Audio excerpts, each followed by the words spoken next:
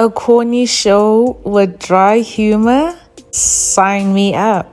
Hello everybody and welcome to the K-Maps channel. This is Kay Kritiques, a segment on this channel where we discuss all things South African television. And today we're talking about the Showmax series, Tali'S Joburg Diary. Now, Tali'S Joburg Diary is the third installment following Tali'S Wedding Diary and Tali'S Baby Diary. And in this season, we see our main character Tali and her husband Darren falling into hard times after the COVID-19 lockdown, and they're in debt. Tali's dad Les offers to help them out if they move back from Cape Town to Joburg, and that sets us down the rocky path of the season. So in this season, we do see Tali and Darren with their son Jaden moving back to Johannesburg, and obviously they had built a life in Cape Town. And it's just after lockdown, Darren has changed. He no longer wants to be a real estate mogul. He just wants to be a hippie, be chill. And they sort of have to figure out their life. And Tali, wanting to get in with her old friend, realizes that her friends have actually moved on and that they're now friends with her other nemesis, who is Monique.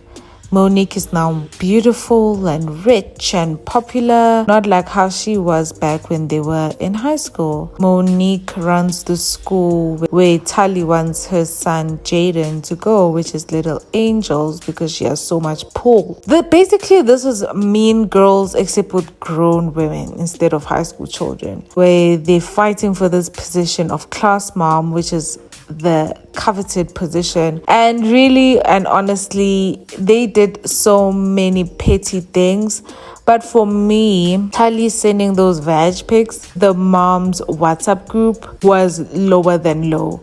I feel like I was kind of sort of rooting for Tali the whole entire time, even though I didn't agree with some of her decisions and how she treated her husband, how she treated her family members, how she treated her assistant.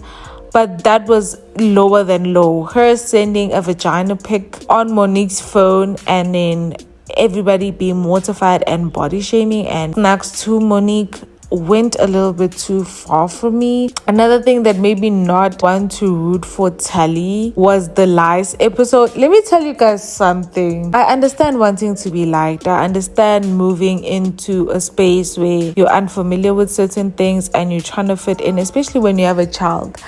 Even though Tali has family there, but she was now living in a different place. Her friends have moved on. They like new things. They are different now. So she now has to adjust to a new normal, from going from Cape Town to Joburg. Also now not having as many servants. You have to do things for yourself. Not having as much money. You're trying to find your identity in your new reality. I get that. And wanting to be liked by the moms at a school, obviously that is very important.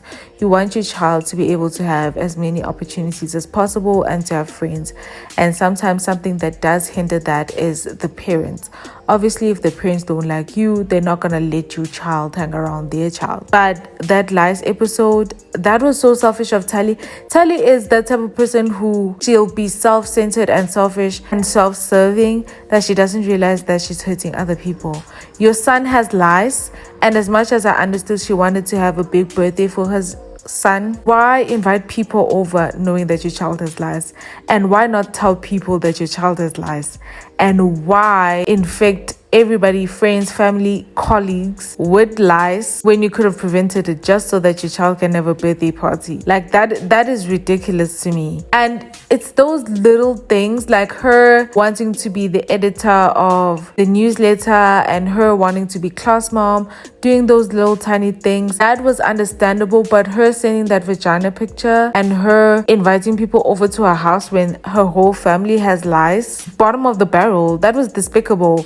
And I can't root for that. But in the end, she does realize her faults, even though in the end Monique does give her a restraining order because broke Monique's nose.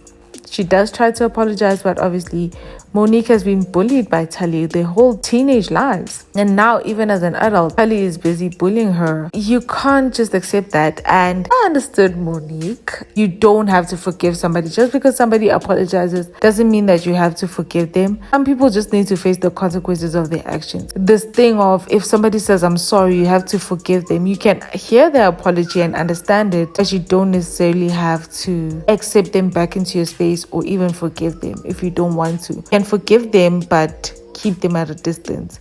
And she put a restraining order for her own safety because she has been terrorized. And sometimes you just can't stand for some BS. Like some people, it gets to a point where it's just like, you know what, I don't even want to see you ever again in my life. Leave my life right now. Like I don't want anything to do with you. And I feel like Monique had gotten to that point in time where she was like, you know what, Tali, I tried being nice to you. And yes, we did petty things to each other. We played dirty tricks to bring each other down. But this, you have gone over the line, and that is something that I cannot excuse. Like as an adult woman with a child and a husband, like there's some things that you just have to be like, this, I don't want this in my space. This energy is not good for me. And this is something that I cannot tolerate. And by the end of the season, I was actually Team Monique when I started out as Team Tali, because in the beginning, it was Monique who was the one fueling their feud. But in the end, I was Team Monique, which is crazy that you're not rooting for the main character. But I do hope that Tali realizing that she was a bully and that she was a mean girl helps her go on this journey of her trying to find herself and trying to be a better person.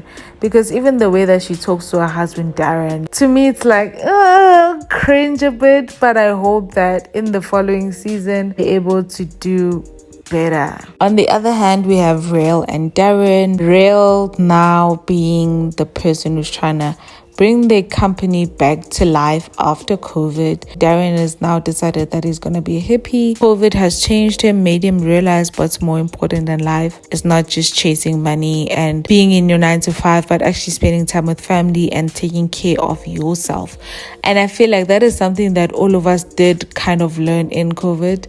Some of us are now more determined than ever to achieve our goals and chase after money and do everything that we've been dreaming of doing, because we realize that life is short. And not only is life short, things can change in an instant. People lost jobs, people lost their lives, businesses went down, and you sort of realize that, you know, things can change in such a blink of an eye.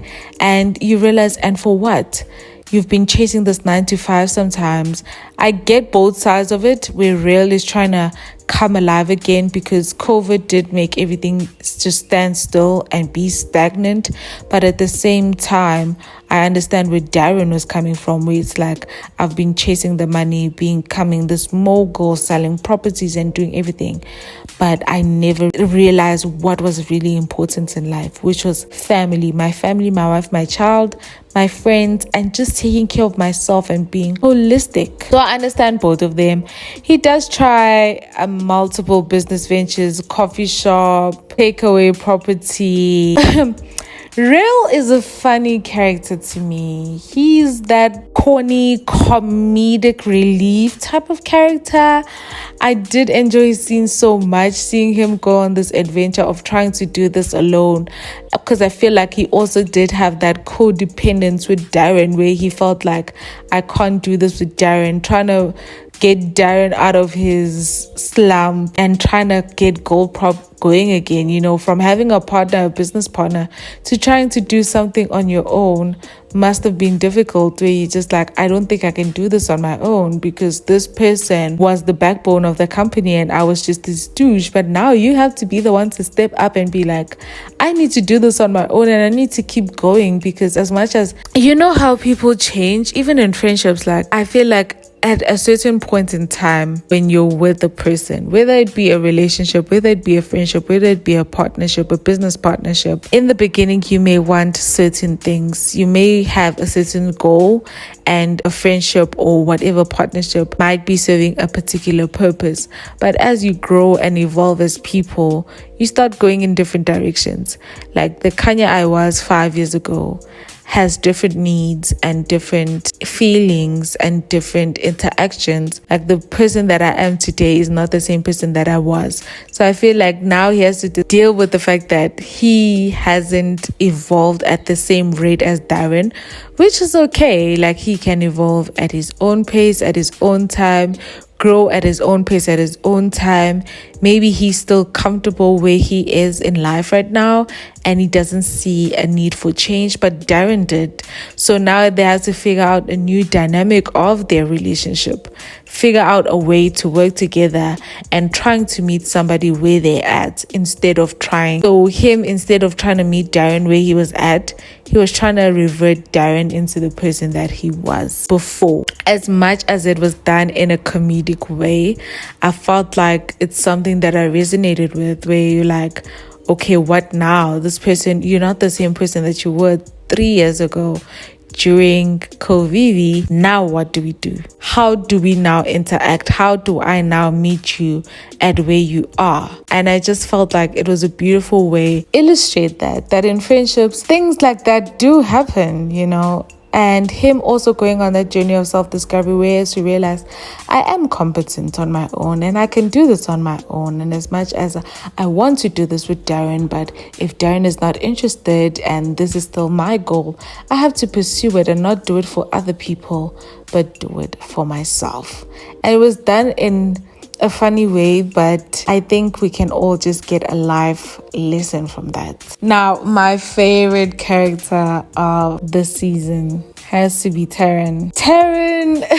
I love Taryn. Like, she's just so chilled, nonchalant, but she's also funny as well. And the nice thing about it is that she's not trying to be funny most of the time, but she just is. The way she delivers her thoughts, her being so outspoken and unfiltered. She doesn't have a filter. I found myself cackling throughout most of her scenes. I mean, there was even this one scene where she was doing a stand-up, but relating it to the bird puns in the season finale. The funniest thing ever. That herpes joke got me. I'm not even gonna lie.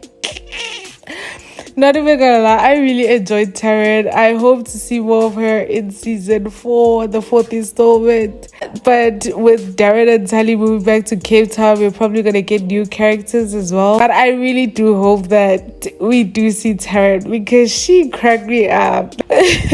I want to be Taryn when I grow up. Just to wrap it up, Tali'S Joburg Diary was a great show. It was comedic in the right places. We did learn some life lessons from it. We did get a bit of lessons from it. It wasn't just the comedy, it wasn't just the mockumentary, but it was actually something that you can laugh at, but also be able to watch with your kids, able to learn a few things from it. I wish they did more to make me want to root for Tali, but I would highly recommend it. I would suggest that somebody go and watch Tali'S Joburg Diary. And the nice thing about it is that you don't even have to watch Tali's wedding diary and Tali's baby diary in order to be able to follow the plot. So you can watch it individually. You don't have to go and watch the previous installments in order to be able to understand it. It's like that Saturday night series that you can just binge and laugh with your popcorn, your drink, your pizza or something, just a cozy night in and just laugh.